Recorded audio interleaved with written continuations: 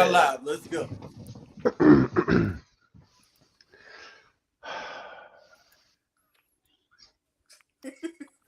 Are we live? What's up, everybody?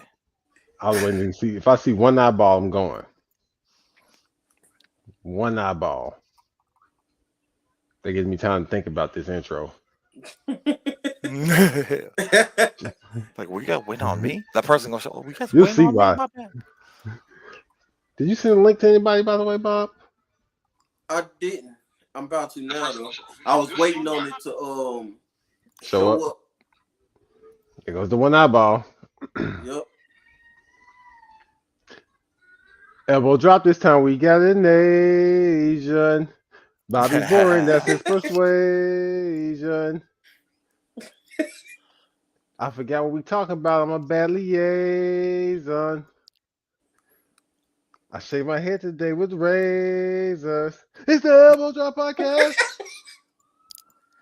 It's the Elbow Drop Podcast. Welcome to the Elbow Drop Podcast. Today I have with me to my left. Is that y'all left? Is that gonna be the left to y'all? The Iceman Bobby Miller, aka Big Ice. Big Ice. Below me, I have the first Asian to ever make an appearance on the Elbow Drop Podcast, Asian Ted Van Dam. I am not an ambassador. You do not expect this from any other Asian. I do not speak for them. They are better than me. Man, say not an ambassador. We were supposed to have. No, I don't want them to deny me. I just do it ahead of time. Like, don't worry, guys. Randy, I didn't rep you this time. Because I'm going to be a jerk. Not a jerk. All right, so we were supposed to have Randy Weber on here specifically for this conversation that we was going to do first anyway, because he was the main one. We might have to push this back to last. But although he speaks well, although he could probably pass for a white man, he is a nigga. That's why he is not here. Because he definitely the reason that we started late in the first place. I mean, we said we're going to start at 9. This man said I'm going to be a little bit late. I said, okay, how about if we do this at 9:20? He said, cool. He didn't text me something that I'm not even reading. He said he coming in right now. There he is, lying motherfucker. There's a real reason why you and Jussie Smollett are the same color. Damn. What? Are we live? Yeah, we are live, sir. We've been live for 2 minutes and 48 seconds. What's up, Juicy? Dang, I'm wearing the same shirt. I promise you guys that since last week I have showered. You should probably shower. You should shower and you should change your clothes. I would recommend that. I beat you to the punch. I took all the power away from your joke. I am white. I am Uncle Tom. I do live in a trailer with my mom. Oh, Randy Weber, of course, Panther on NASA Productions. Although he does look the same as Asian Ted, they are not the same nationality. No, sir. Randy, this is my friend Asian Ted. How you doing? He's Asian. Hey, what's going on, Asian Ted? One time he kicked me in my leg, and I still have a scar from it. For real? Yes, the scar is still on my knee, man. Let me tell y'all what happened before we get into this. This man, we worked together after the Navy. We were both like sheet metal mechanics, and we wore steel toe boots. And he was just like, man, I can kick you in your head or something like that. So he's supposed to do a high kick, right? No, I was gonna kick a board, and I kicked it low. Yes, he's supposed to do a high kick, a super high kick, and he kicked me literally in my shin, hard as shit, as high as he got his foot. Mind you, he's 6'3" or something, 6'3", something like that. Something like my height. Still kicked me in my lower shin. You're taller than me. I'm 6'3". Yeah, you're taller than me. You don't have to make me feel good about myself. So anyway, welcome to the Elbow Drop Podcast. We got a myriad of things that we're supposed to talk about today. And we're going to roll right into the first subject. Bobby, say the first subject. The first subject, my bad, I'm trying to get this link out to all of these different groups I'll say that the I'm first in. subject. While Bobby's working. The first subject is this past WrestleMania. Was it the greatest main event of all time, as Bones has said, or is it not? As Randy is very specifically saying it is not. Or is it some boring ass shit that Bobby's probably gonna say from WrestleMania 2? Fuck you, Bones. And I don't think Ricky the Dragon Steamboat ever main evented, so I don't know what Ted's gonna say. No, he ain't main event shit. But this WrestleMania, was it the greatest ever? This the main event. That's the question. It confused the shit. WrestleMania 26. WrestleMania 26. 26 is the best. 26. HBK versus Taker. HBK's last match. I don't recall that being his another last match. It was That was supposed to be. that was his last At the time. match. Not a At the time, it was other his one last happened match. after. I see what you're doing there. The Dream has no Dream memory of that. recollection. That's right. we not gonna count that Saudi Arabia match. Huh? Of course, we don't acknowledge that. Actually, I will co-sign that. Yeah, that did was not happen. Shawn Michaels' last match. It should have been Undertaker's last match too. That nigga stinked it up for another 10, 12 years. Right. Yep. I'm not mad at that at being the best WrestleMania match of all time. My favorite one is probably Rock versus Stone Cold. Well, 2. Yeah, that was 2. At WrestleMania X7. When he turned heel? Yeah. Oh. Best one. Like, no, that's just terrible. Randy has a good argument. I guess we'll get Terrible. to that. After we get done with your terrible ass argument. How's that terrible? What about that is great? Everything. So I can tell you what about this one is greater in the same light. Everything from bell to bell. They started off hot. They started off with enormous heat. The match was it was all over the place, but it was still controlled. The ending, although the booking afterwards sucked, the ending still had that shock factor, that wow factor. You didn't see it coming, and we were invested the whole time. You're talking about X7, DB. right?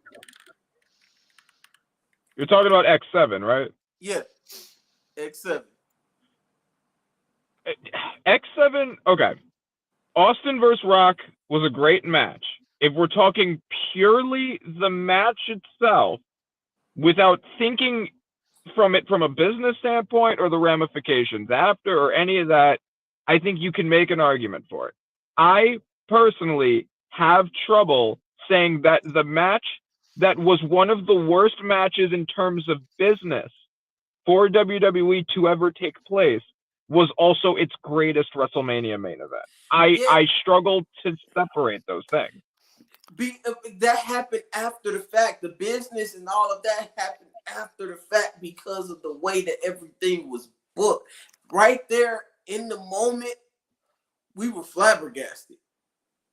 I agree. Yeah, I was upset. My feelings were hurt. But the ramifications, it was the ramifications of something that happened in the match, which was nobody wanted Stone Cold to be a chicken shit authoritarian heel. I also see your point. I stopped watching soon after that. Yeah, I get it. I did not want Austin to be heel.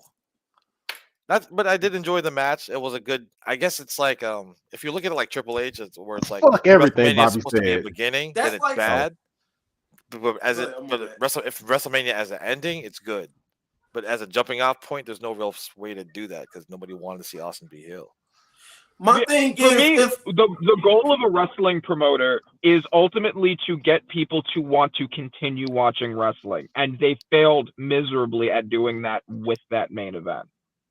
So my thing is, if Cody's title reign was to bomb, and everything that he did after beating Roman Reigns, it ends up going down the shitter, and all of the viewership that they gained, all of the business that they've been doing well started to plummet all of a sudden. Are we gonna call Cody's main event one of the worst after that because of everything? But if all that happened, it wouldn't be because of the finish of the decision made at the finish in that match. It would have been Cody's fault. I understand. That's that as well. the difference. The difference I'm is still watching. But I'm not with you. I'm with you though. Making Cody the champion was a good idea. Making Stone Cold a heel was by itself a bad idea. how they book Cody going forward doesn't mean making Cody a champion in the first place was a bad I don't idea. think at I'm the, kind of in the more with heat you. of the moment, I don't think it was that bad of an idea. It got the reaction they wanted. We were shocked. We were like, what the fuck? He shook hands with the devil. That's a moment. Everything afterwards was bullshit. But Wait, hold on, Ted. I'm sorry. Work. I feel like I may have interrupted you. You what were you what did you say that I think I talked over? My bad. Oh no, me? it must have went over. Oh no, I'm straight. I don't remember saying shit. It's all right. No, DB, okay. It was not. No, well, yeah, I remember that. It was like, well, WrestleMania, like if you see it as like an ending, yeah, it was a better ending than Game of Thrones. But it's like as far as but a beginning, it's like, I mean, if I want to keep watching, no, that was the ending. I don't want to see any more of that. DB, I understand both of your Rock, points. wasn't you? DB was Say what? for Rock. That's why he turned that shit off. He thought it was terrible. He was rooting for Rock. I mean, I wasn't rooting for anybody as a child when I watched this. I didn't. And as a child, when I watched this, when I was a much easier person to win over, I was still less excited than I was throughout the entire Cody Rhodes versus Roman Reigns match. Okay. And that's what the viewpoint of a child, which meant I was way less skeptical of everything. I was way more skeptical of anything in the world. And I was so into this match that I could care less about the fact that the Undertaker just showed up on the smoke. No, that should confuse the shit out of me. Like, who did this? Why is he here? Cody. Thank you. I said this last week. I was like, it should have been Lesnar, if anything. You know what I mean? Lesnar makes sense. Lesnar ain't coming back. I heard he got put back on the WWE roster, like on the website. We'll see. I don't know. He could have got away with it in this match, though. It should have been Triple H if he could physically do it. That would have been the thing that made the most sense. If he could physically lunge a sledgehammer, that would have made the most sense. Well, yeah, Stone Cold would have made the most sense. But once they needed a backup plan, it should have been Triple H just lunging a hammer at him. Or Sami Zayn. Sami Zayn still has beef with the Bloodline. No, Sami wouldn't have worked. You needed nostalgia in that moment. Sami Zayn wasn't gonna work. Sami Zayn would have went out there and it would have just been like, Sami Zayn. It was like Marvel vs. Capcom. Everybody just in this match. They could have flipped the order. Jay comes first, then Sami, then John Cena. John Cena's the big one. See. They could have done that. That'd be dope if Lesnar came back at SummerSlam. We'll see.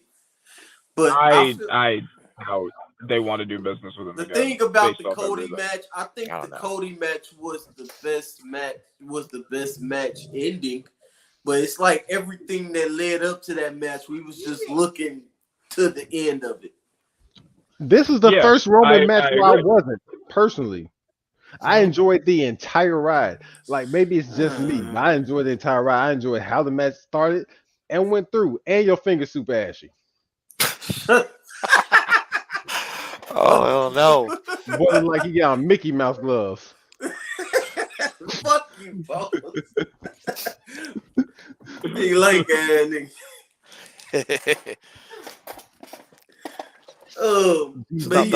Agree with me. I think my favorite WrestleMania was the one with Tyson. 14. I was really young. The Austin era begins. Yeah, when it began, because it was like I was a big WCW guy, and that was the beginning of me really being invested into a WWE. Like I was. Oh, you know what I mean? Talking about how terrible WCW was for most of the time it existed while we were Hey. I'm from the South and you're saying this? You from the South and you saying this? Easy. I didn't even know WCW existed till 1997. That's when it was bad. Wait, 96 was the best year. Like, I mean. Man, I watched 3 hours of wrestling just to see Sting for like 2 seconds. I would just watch 3 hours straight wrestle. Where is he? I wouldn't want to change the channel. I didn't want to do shit. I'm just waiting for Sting to show up. That was it. Most of WCW was terrible. Most of it. Like 1991, 92, when they were doing the Everybody Hates Hulk Hogan, we're going to have a cage match where they fight through every single cage and fight everybody on the roster. That was 95. 95. Was bringing up WCW a way to segue into what AEW did? It was now. I like WCW. I don't like AEW as much. I watch AEW just like I watch WCW. I was just looking for Sting. He's gonna show up one time. He's gonna be somewhere in the rafters. Like, Sting is here. Now that he's gone, I have no point. I just look. Sting is my dude. It's like, Sting is my favorite wrestler of all time. Sting, man, that Stinger splash, man. There's this one thing where Booker T dresses up like Sting, and I didn't know about this until I didn't see this till this year.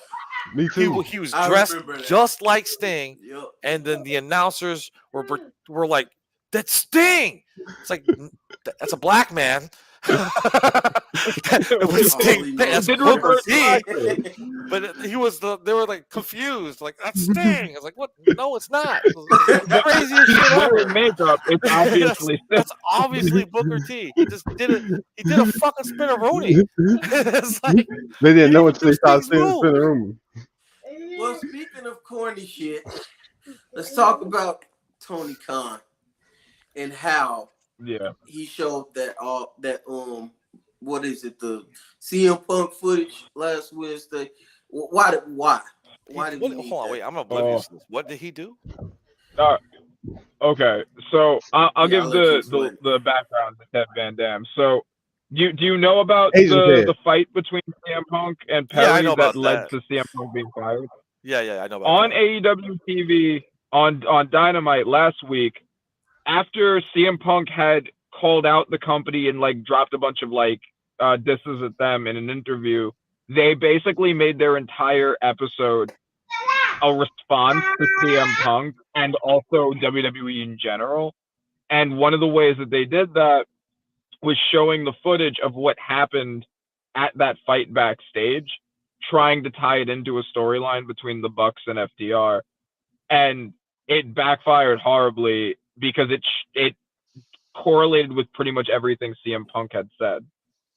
Yeah, multiple segments. And not even just those segments, by the way. The only reason we got Samoa Joe versus Dustin Rhodes was because of WWE. They were just like, well, we have a Samoan Joe and a Rhodes, so we're going to copy the WrestleMania main event. I actually like those two a lot, like Dustin. Joe. As do I. I wanted Dustin to finish the story. He started 6 days ago. Yeah, I mean, that's the thing. Like, why else would that exist? Why else, if while they're building up to a match with Swerve, would they give this 60-year-old man a shot to fight for the title? It made no sense.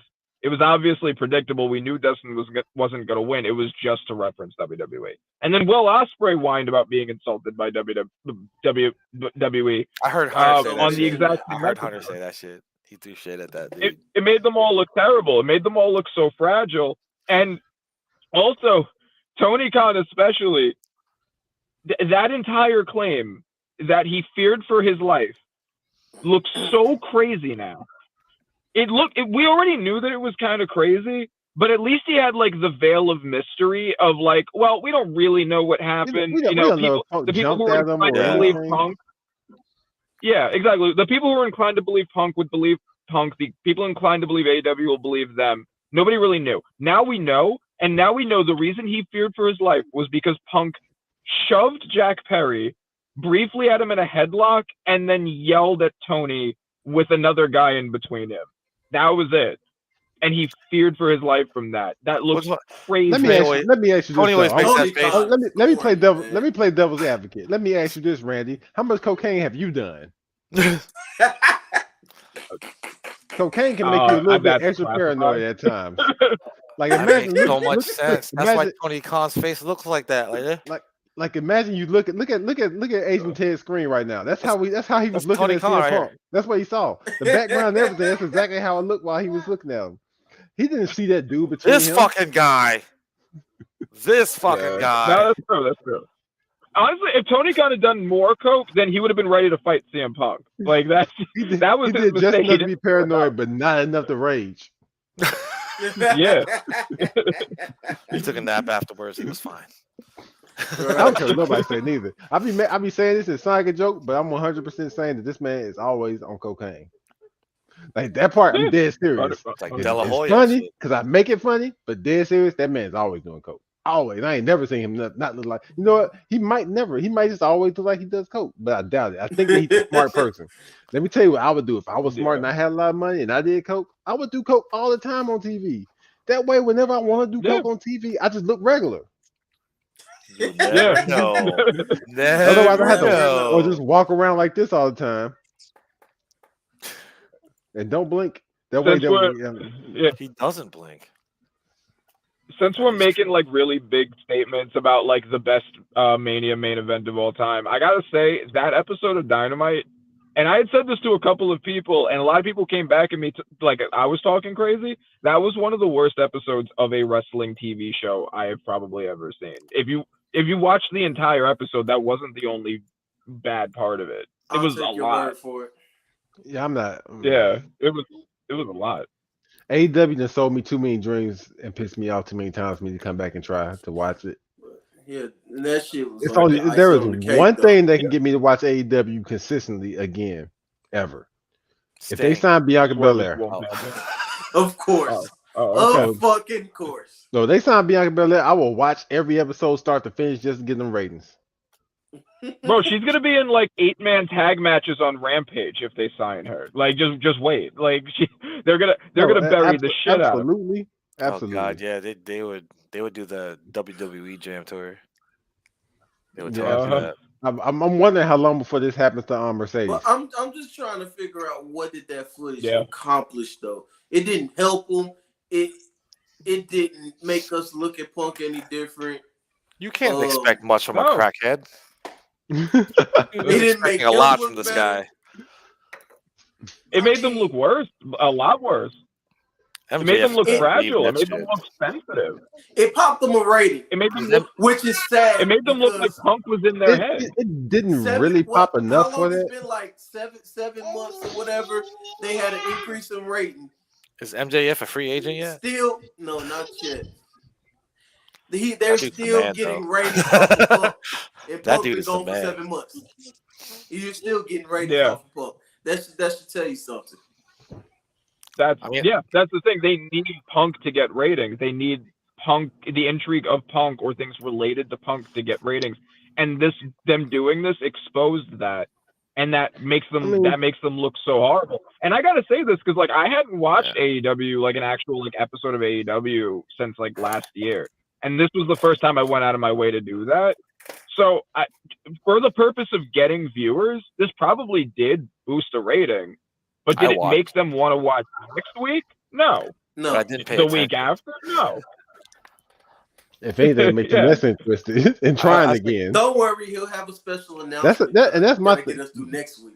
See, that's my thing about that. That's my thing. That's why I don't come back, because you have a special announcement. I don't even care now. You got a dream match. So the fuck what?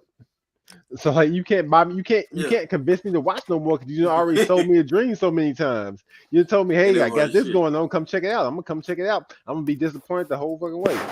Right. They've been dragging getting Swerve the world title for like over about 6 months now.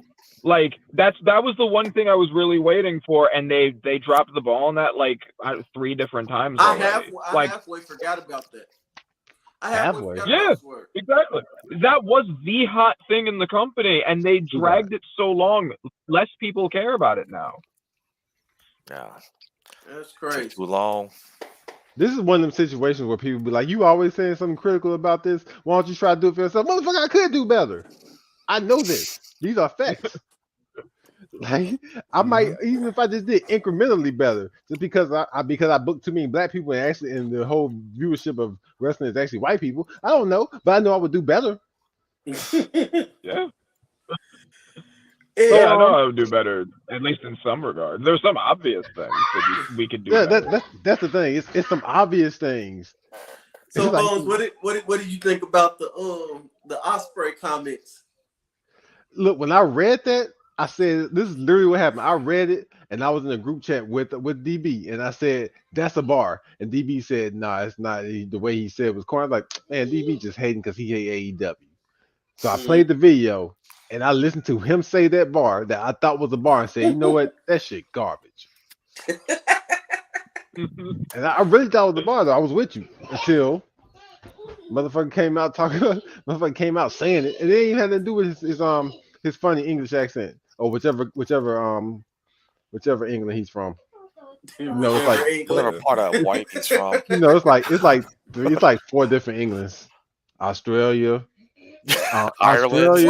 Wait, Austria, what? Ireland. They're all England. It's all England. And Asgard. Asgard, yeah. There's a black dude in Asgard. There's a blind guy up there. There's a black guy in England too. There's one. The black guy in Asgard is the same black guy in England. Jeffrey, and he was Will Smith's butler. DB, relax, man. He was the only one working. Not that bad of a rapper. Relax. He's right, decent. So especially for a wrestling rapper. We also supposed to touch on Rhea Ripley injury, not like Dom does, but like on her injury. But yeah, so Rhea Ripley apparently got injured in the spot with Liv Morgan. I hate that it got to be Liv because she's gonna get all the hate. I don't believe that she got injured in that spot. I think it's a cover up. You think vacation? So? I think they were smartly using it because she was injured from something else, and they wisely decided to give that to Liv, who needs to go on her revenge tour anyway. Didn't they say that I think somebody said she was about to get married or something. I read that somewhere. I probably something. She's probably pregnant. If what I'm hearing is true, poor Rhea Ripley. I mean, I know that her and Buddy have been engaged for a while. I don't know how long. So I mean, it's that's so funny that's his name because it sounds like you were just hating on him. Hey, Buddy. You know how dudes be like, Buddy. You know her Buddy over there. Buddy about Buddy. Her and Buddy. Yeah. But yeah, I guess that makes sense. What I want to see personally, as I've told Bobby already, I want for her to come back in 3 months and put Liv in the dumpster and throw her off the stage, and then Liv gets injured for 3 months, and then she comes back and then she runs over Rhea Ripley, breaking her leg. Rhea Ripley's injured for 3 months, and she comes back and they have a real big brawl and they fight at WrestleMania. Yeah. I'd be cool with that. I'd be down for that. I think a lot of them telling stories the whole time, but like injuring the shit out of each other every 3 months, and the other one was gone now. That'd be dope to me. Yeah. I'm for everything Liv Morgan. So I'm about it. DB says the cover up. She had wrist injury for a bit. See, logical. Yeah, you could tell. I'm for that. Really hurt. That's a blessing in disguise. If she's really hurt, because there's like the roster's pretty stacked. There's a lot of women that deserve that title. I think it ain't a blessing for I don't know if I agree. I think. See, this has been the big problem with Rhea's reign since she was been champion. All of the other important women in WWE, aside from her, were on SmackDown, except for Becky Lynch, for like the entire year. So she kept fighting like mid-card women until WrestleMania came around. I think that Raw, Raw is going to have to do one of two things. They're either going to have to, in the draft, bring over some of the other main event women to Raw, or they're going to have to elevate really quickly, probably Liv. Thinking about it, yeah, you're right. I don't know who's on the Raw roster. I think Liv's going to win the belt next week. So they're going to crown the champion. They're going to crown the champion next week. I feel like they dropped the ball hard as shit on Liv. Like Liv was really like set up to actually be a great underdog babyface person, and they made Liv this weak ass bitch. And I don't mean bitch because I'm calling her a female. I mean bitch like I would call Bobby a bitch. She also kept getting hurt though, and that slowed her down a lot too. I think they fucked up with the biggest not during her reign. They fucked up with Baszler. They fucked up Shayna Baszler bad. She was a monster coming out of NXT, and then she just beat Ronda. They dropped the ball again. It's like, you dumb fucks. Yeah. She can be heated up like that. They can decide tomorrow that Shayna Baszler's a monster now. Tomorrow. She can legit choke everybody else. DB, you talking about next week? It's either Liv or not. The issue with Liv wasn't anything. The issue with Liv, I don't think had anything to do with Liv specifically. I think the issue with Liv was that they wanted to put the title on her, and Ronda happens to be the champion at the time. And having Liv just beat Ronda clean is so obviously like visibly ridiculous. They didn't want to just do that, so they tried to figure a way around it. I think they could have just had Liv hold the belt longer, had someone more credible beat Ronda, and then have Liv cash in on them. I think that was the mistake. Absolutely had Liv beat Ronda without it being an accident, without Ronda slipping on the banana peel. There's plenty of ways to book that. There are plenty of ways to book it. What, does Ronda slip on a banana peel? Like, no, Liv just beating Ronda looks stupid. You can't, because it looks ridiculous. It would be like having Riho beat Brock Lesnar. You can't just do that. I know, it'd be crazy, like having Daniel Bryan beat Kane or something. Chris Benoit tapping out The Rock. How insane is that? Vanilla midgets. A lot of that was dumb too, but at least Kane was old at the time. Kane's a demon. He don't have age. He's from hell, man. He got burned alive, bro. This is kayfabe, bro. You gotta keep that shit real. These are wrestling podcasts. He's from hell, man. Right. Was that movie about his life? Does anybody see that shit? See No Evil, for real? That's about a biography. For real? Was that like his kayfabe biography? And I haven't seen it yet. I don't think so. For real? I don't know. You used a different name in the movie. Oh, never mind. I'm not watching it. Fuck that. Yeah. I'd rather watch the Marine. No, it was a good movie though. I liked it. Fuck that shit. I'd rather watch John Cena do some shit. So did y'all speaking of Raw, have y'all been seeing all of this cryptic stuff about people speculating that Bo Dallas and Uncle Howdy and all of that are still about to show up at some point, and they're doing the QR codes and the glitches in the shows again, and it's becoming real interesting again with that. So I wonder. Yeah, I'm into it. Do y'all think it's gonna just be like the Uncle Howdy character played by Bo Dallas, or do y'all think it's gonna be like the whole Wyatt Six thing coming together? I think it's gonna be the Uncle Howdy character that transforms into the Fiend. Judging by what I did, and this all my thought process is based on what I saw in the documentary. Have you three seen the documentary? No, you told me about it. I remember. Don't watch it. That shit gonna make you cry. You think that's all it's gonna be? Just him? I think it's only gonna be him. I think the we is them two. That's what I think right now. I mean, I can see it being what everybody else is saying, and I think that'd be cool too. But as far as what I think right now, I think the we is just him and the Fiend being a person who is two people.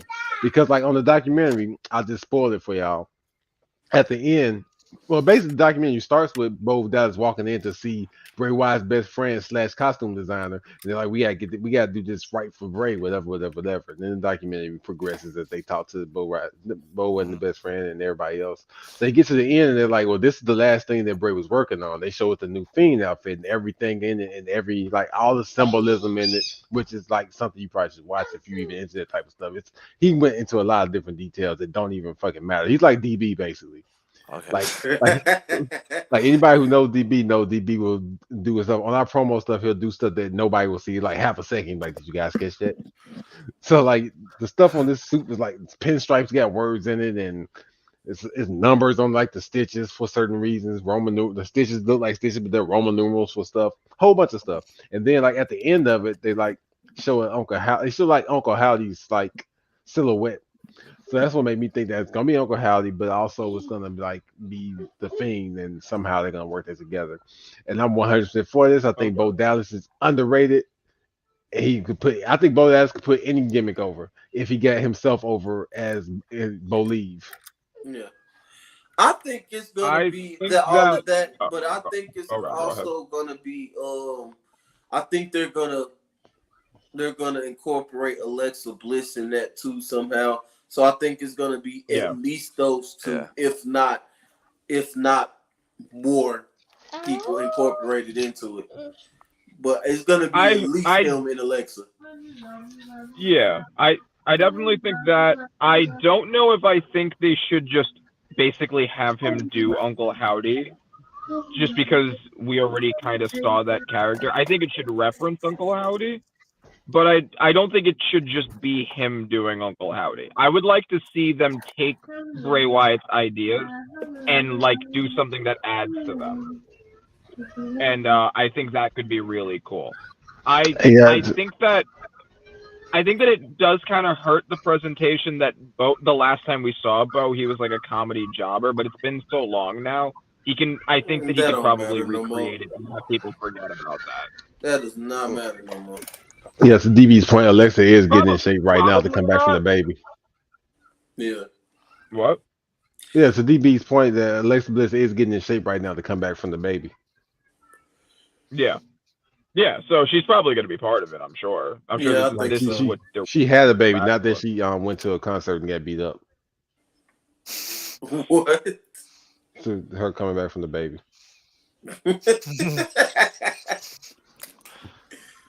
Oh shit! The baby hits women. I know. I got it. That's why I started with his fists. At his concerts. Oh my god. Moving on. What's the last thing we had to talk about? The stuff with the bloodline. So after all that shit happened on the Raw and everything, Friday we get the segment with the bloodline. Long story short, Solo Sikoa beat up his brother for losing, even though he's lost every match since what was that, Crown Jewel? Cena, yeah. When he lost to Cena, and he's lost every match since, but only that man thumbed the shit out of Cena. Boy, you see thumbing like that in porn. That's it. And I've been trying to tell Trevor to let him cook, but he has a point with that, so I had to point that out. But obviously, I guess Jimmy Uso is the only one that gets in trouble for everything. Losing. But no one else gets in trouble but Jimmy. Jimmy catch shit all the time. Remember when Jay fought fucking Roman and then he choked Jimmy out? He wasn't even fucking in that match, man. That's the reason. Wasn't that the reason he left in the first place? It sucks being a big brother, man. It's your fault, man. Damn. I think there's a really easy way to fix that. Yeah, yes, that is an issue. Trev's right, but I think there is an easy way to fix that. Solo's a heel. He can be a hypocrite. They can point that out in the show. Yeah, I don't think there's anything wrong with them doing that. I don't. Yeah, I think they could just do that. I did it for The Rock. I did it. Yeah, he did it for The Rock. He literally probably did do it for The Rock. Right. You just fucking say that, dude. But in all that, we got Tama Tonga in the bloodline now, and it's looking like we're getting a Solo-led bloodline. I hope not. Yeah. Why? I like it. It's just hard to watch him on the mic. You know what I mean? Like Roman. Solo to me, because like Roman was just like calm, cool, collective. Like he seemed like a leader. This dude's just like every single Solo promo is like the only promo he learned from was the "I did it for The Rock" promo. Yeah. All his cases talking out his nose. I did it for The Rock. It's like he doesn't. It seems like he doesn't seem like he seems like an Arn Anderson, not a Flair. Right now with his character, I'm not saying that he couldn't be, but just like it's you know what I mean? I don't know. I'd rather it be Nia Jax. Yeah, well, I mean they still have Heyman. Huh? Heyman can basically Heyman can still do their talking. Yeah. Like Solo can be the leader, but he can be like a silent leader. We don't know what we don't. He's selling pretty hard. The part of the story is do that know where Heyman's loyalty lies in all of this. Heyman is shook. So I don't know if he's gonna do a lot of talking for him. We can easily have Heyman. Every promo can they come out. Heyman's like visibly terrified. Solo's like say it, and then Heyman's like terrifyingly like saying whatever they want him to say, like as if he's at gunpoint. Like that. I think that's kind of what we're gonna get from that. Like Solo's just like staring him down and making him cut promos. Do it for me. Do it for The Rock. Yeah. So what's do it for the people. So what's the over under of when Jacob Fatu comes into this? He's Nate. Where is he at NXT right now? Where is he at? There's so many. No, he's in There's one in NXT right now, isn't there? No. There's a Fatu somewhere. No. He was in MLW on the Indies. No, right now there's one in NXT, right? I'm saying. I think somebody just signed though, didn't they? Jacob Fatu signed. Oh, well, yeah, he just signed. I mean, Ava Rain, if you count her, like she's in NXT. Yeah, The Rock's daughter. But over under, I know this is kind of off topic. What do you think about Taz's son? I think they should send him to NXT and let him beat everybody up. Yeah, that's the best thing you can do with him. AEW fucked him up. And bring Taz with him. Taz needs to come back to fucking SmackDown, dude. Oh, they man. both SmackDown probably gonna come over while you playing.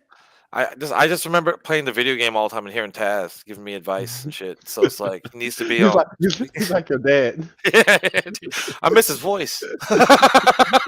I'm not going to his house right now. It's weird over there. His new wife is fucking weird. I want him just to come home. So how y'all think they gonna book this bloodline stuff going into SummerSlam? I can't even. I got to a point where I don't even be trying to get bloodline booking no more because like not that terrible. It's just unpredictable. It is. I don't be knowing what's out from the point where this whole thing started. Yeah. The only thing that's ever been predictable to me has been, and I won't even say this. I won't even say it's predictable that Cody won this time. Only reason it's predictable for me is because The Rock said if you don't win it now, you won't ever get another shot. If it wasn't for that, I would still be 50-50 on whether or not Cody wins. Even if Cody losing twice would be dumb. I was never sure about anything. Yeah, the fact he lost the first time, I was like, whoa. I think the Usos are probably getting. The Usos are probably getting back together. That's happening. So, that's definitely happening. Yeah, the Usos are getting back together, and I do think Roman is going to come back either as a face or with him becoming a face gradually. The only the issue that I have is if they do that, that would probably set up Roman teaming with the Usos. And why would Jay want to team back with Roman? They would have to figure out a way. I mean, like their family, whatever, but like something more than that to make Jay be like, I forgive you for abusing me for like 3 years because someone turned on you. Like, I want a little more than that. I'm with you. Before we get there. 100%. This is one of those where you can't just simple face. Oh, I'm sorry, this one, because this man been mentally torturing these motherfuckers. It's gonna, dude. And they're gonna play into that. It's gonna they're gonna gradually build to that. But ultimately, that's what it's gonna be. At the end of the day, that's his brother. At the end of the day, that's his cousin. At the end of the day. You know what I'm saying? They go if they do that, those values. It better take longer than it took the Sami Zayn to get in. His brother too. If they do that weird bloodline shit, they got to bring Sami back into it because that was when Sami was in the bloodline and when he had beef with the bloodline, that was the best shit ever. I would probably buy Sami being the one to get them back together. Like if Sami was like I don't if they do that, it would be like why would Jay forgive Roman? They'd have to involve Sami somehow, where he would, you know what I mean? Because he's the coolest dude ever. From a toxic family that always fights like that, it ends up getting back together because of something happening. So I can buy into a toxic family, eventually getting back together for some type of cause. We gotta get you some therapy, Bobby. that was a cry for help. What did they do to you? What did she take? Typical black family. What did she take? Nah, Roman is on the next level though. Yeah, Roman stuff. They gotta save him for something special. He's become an attraction like Lesnar. So at this point, where does the bloodline rank for you? Here's my thing though. Best storyline. All time stable. Yeah, all time faction, whatever. One. All the best faction ever. Yep. I'm thinking. And it definitely high up there. I'm not gonna put NWO above them because NWO basically sank their company. You better fucking not. I would go off on you for about 35 minutes if you did. I was listening to another podcast earlier where they said that he wouldn't put them over the NWO because of the impact the NWO had. And my counter to that is like, unless impact is the only thing that you're considering, like if impact is 90% of your weighted argument, then sure. But outside of also, that, there's a big other part of their aspects. impact was negative. A huge Also, a big part of their impact was negative. That's the counter. Like, I wouldn't say. I think a ton of their impact was negative. The company was almost that. ruined because of NWO. It saved them at the same time. It saved them in the beginning. The NWO but is the what reason saved them became their end. why we see wrestling as what it is now. It's because of the NWO. I remember watching WCW again, like specifically because somebody told me Razor Ramon is in WCW and he's taking over.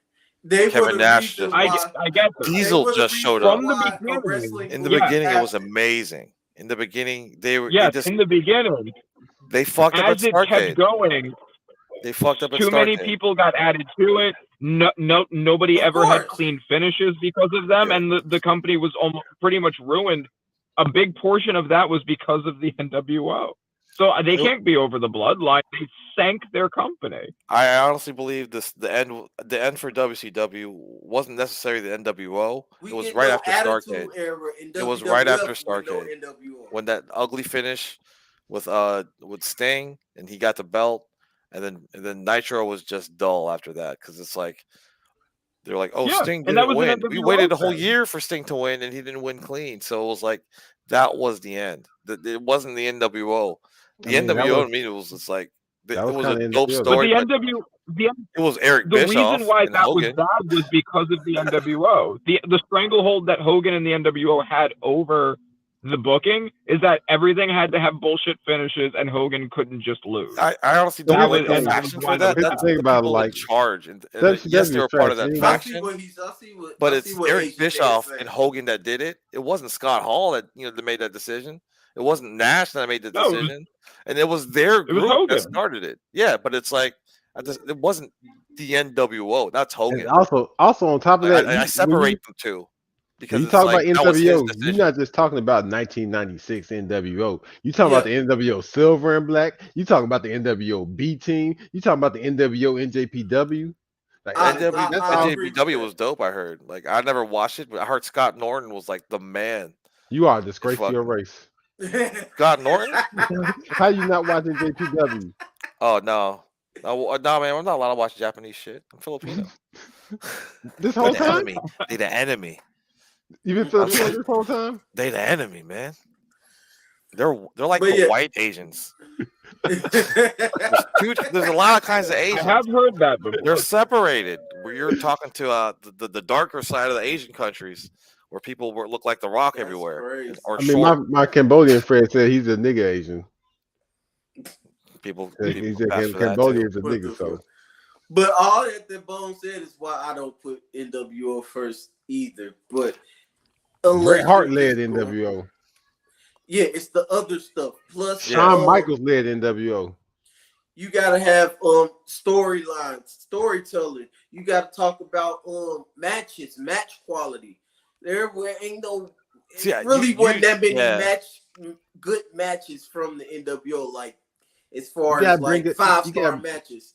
I remember bring up the Ultimate Warrior when you bring up the NWO. Yeah, but you like NWO was huge. I get it, and it's like I understand why you would do that completely. But it's like when I think of NWO, I just kind of think of like two people, like Nash and Scott Hall and Nash, and like I remember like Scott Hall being the only dude out of all those like the giant people that like were in the NWO. You think about Hollywood Hogan too. Yeah, but Scott Hall put people over when he didn't have to. Yeah. You know what I mean? Like he put over fucking he was the Chris only Jericho. one that did. Yeah, and that's when he came to work.